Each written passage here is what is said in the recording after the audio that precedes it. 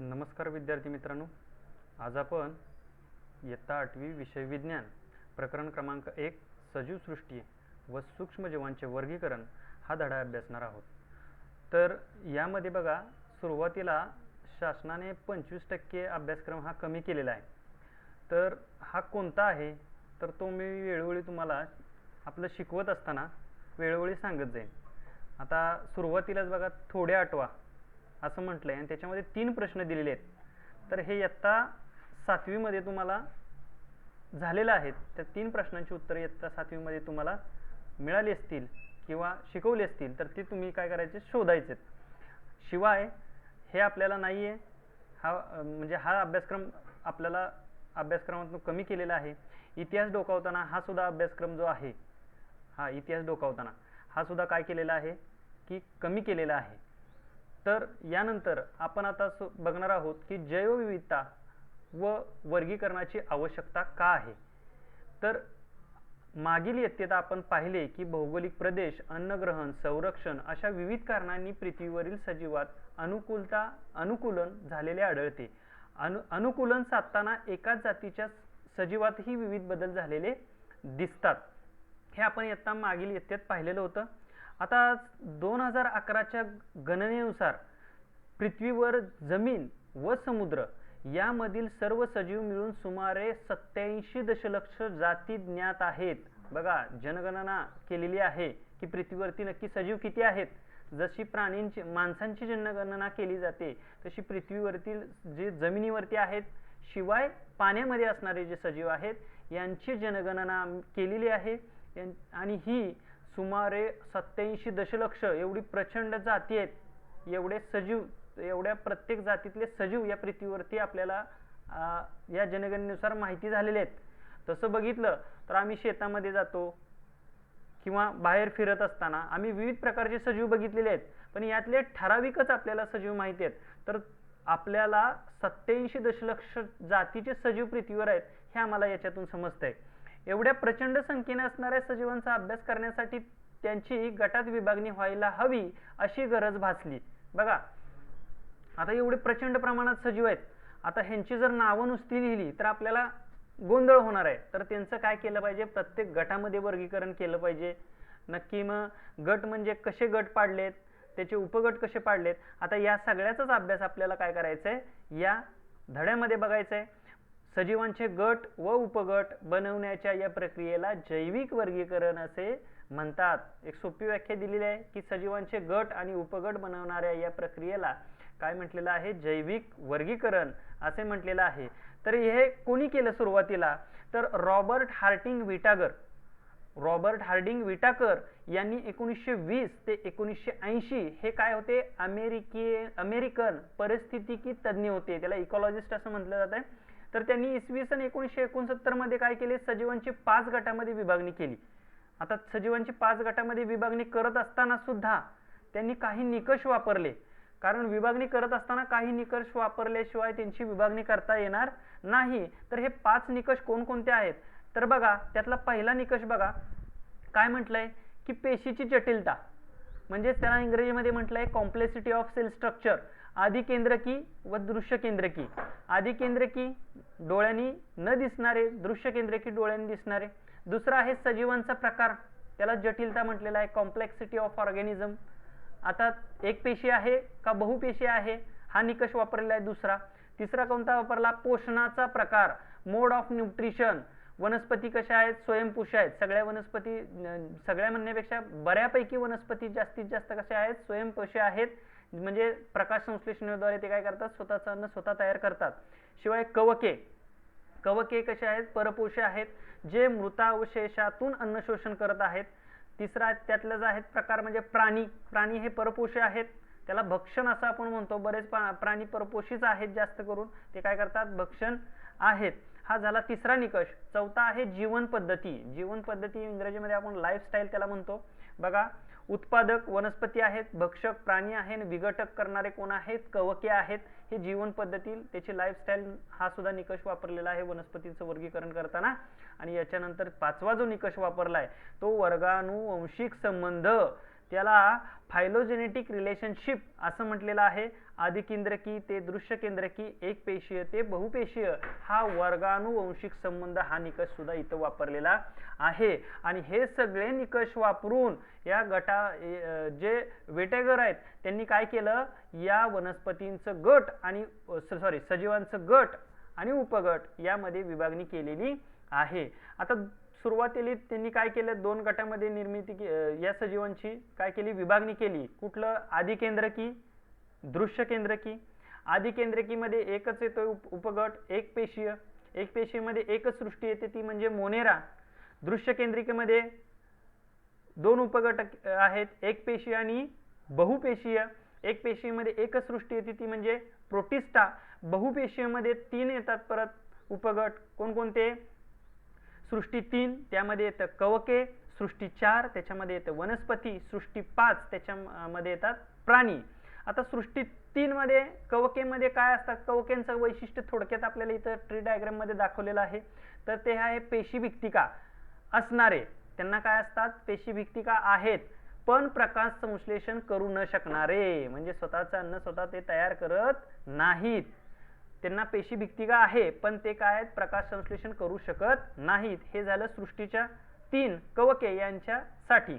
सृष्टी 4 मध्ये वनस्पती येतात, त्यांना सुद्धा पेशीभिक्तिका आहेत आणि प्रकाश संश्लेषण ते करू शकतात, म्हणजे स्वतःचं अन्न स्वतः तयार ते करतायत. त्याच्यानंतर त्यातलं पुढचं आहे सृष्टी 5, त्याच्यामध्ये प्राणी येतात सर्व प्रकारचे, त्यांना पेशीभिक्तिका नसणारे असे हे प्राणी आहेत. तर या ट्री डायग्राम मध्येच पूर्ण या प्रकरणाचा सारांश आपल्याला इथं दिलेला आहे. त्याचं नावच आहे पंचसृष्टी वर्गीकरण पद्धती, जी कोणी तयार केलेली आहे, विटाकर यांनीही काय केलेले आहे, पंचसृष्टी वर्गीकरण पद्धती तयार केलेली आहे. तर बघा आता आपण एक एक करून ह्या सगळ्या सृष्टी बघणार आहोत. तर पहिलंच आहे इथं म्हटलंय करून पहा.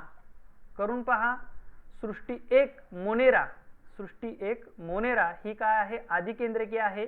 तर बघा कृती काय सांगितली सुरुवातीला बघा, एक स्वच्छ काचपट्टीवर दही किंवा ताकाचा अगदी लहान थेंब घ्या, त्यात थोडे पाणी मिसळून विरलन करा, त्यावर अलगद आच्छादन काच ठेवा, सूक्ष्मदर्शी खाली काचपट्टीचे निरीक्षण करा, तुम्हाला काय दिसले. बघा एक हा विज्ञानातला छोटासा प्रयोग एक आपल्याला करायला लावलाय. सूक्ष्मदर्शी मायक्रोस्कोप खाली आपल्याला हा बघायचंय. काय करायचे, एक काचपट्टी आहे, त्या काचपट्टीवरती एक दही किंवा ताकाचा थेंब घ्यायचंय, त्याच्यात थोडंसं पाणी टाकायचं आणि ते मिक्स करायचंय आणि त्याच्यानंतर छोटी एक कव्हर स्लिप आपण इंग्रजीमध्ये म्हणतो, ती काचपट्टी छोटीशी ती त्याच्यावरती टाकायचंय, जेणेकरून त्याच्यामध्ये एअर बबल सुद्धा नाही राहिला पाहिजे.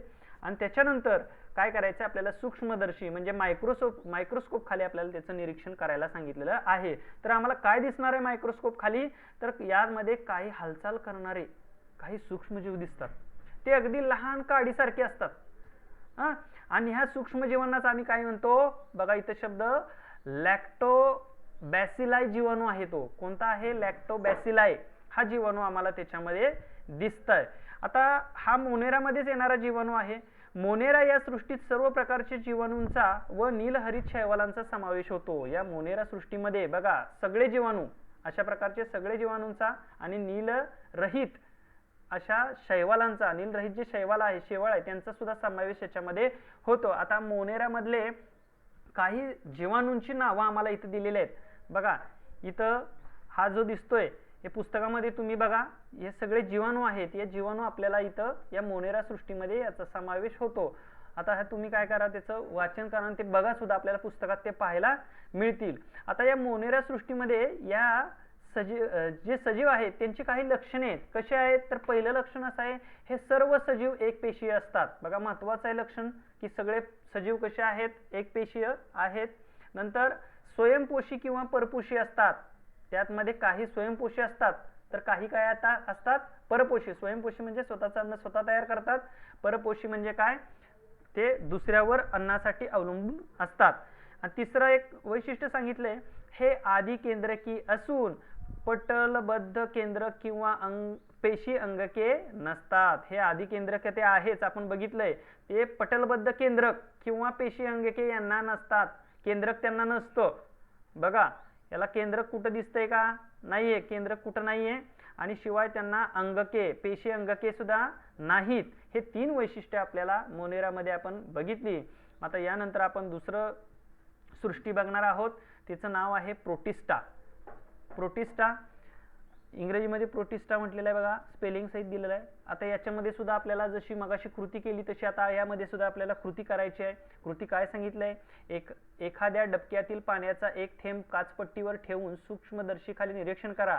काही अनियमित आकारांचे सूक्ष्मजीव हालचाल करताना दिसतील. हे सजीव अमिबा आहेत.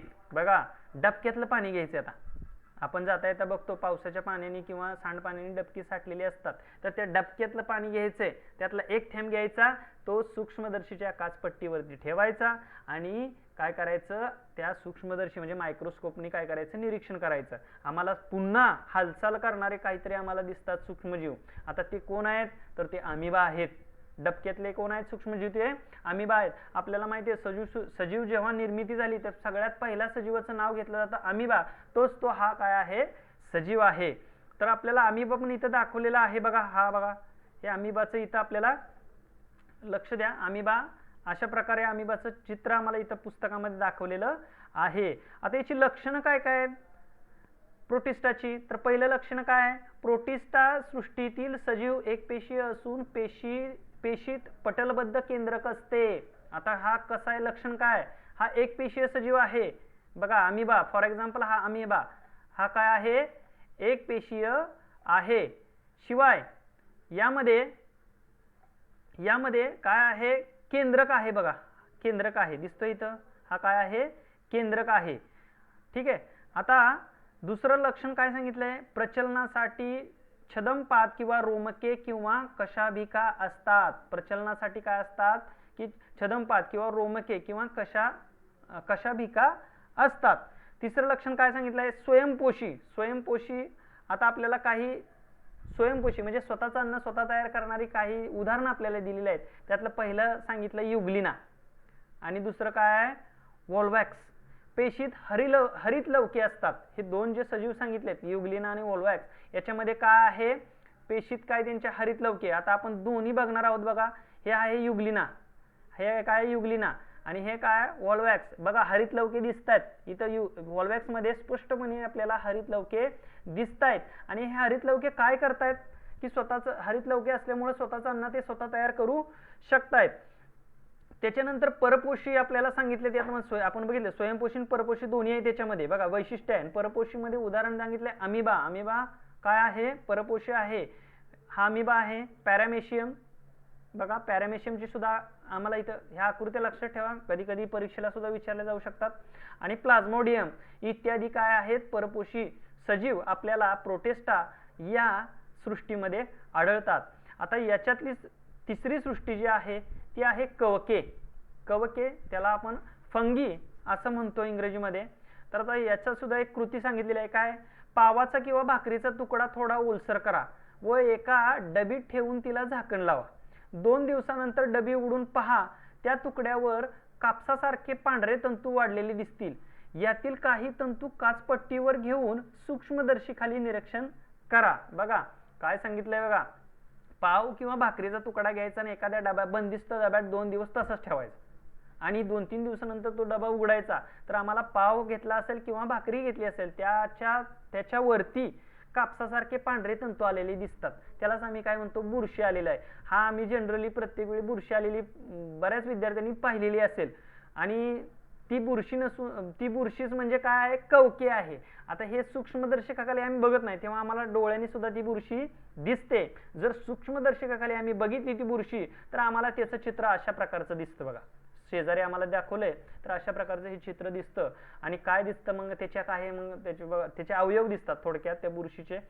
इथं बघा, बुरशीचे अवयव म्हणजे आता खाली मुलाभू, ही भूस्तरिका, नंतर स्फितिका, स्तंभिका, बीजाणुधानी, धानीदर, म्हणजे अशा प्रकारे काय दिसतं आम्हाला, ते बुरशी त्या सूक्ष्मदर्शकाखाली दिसते.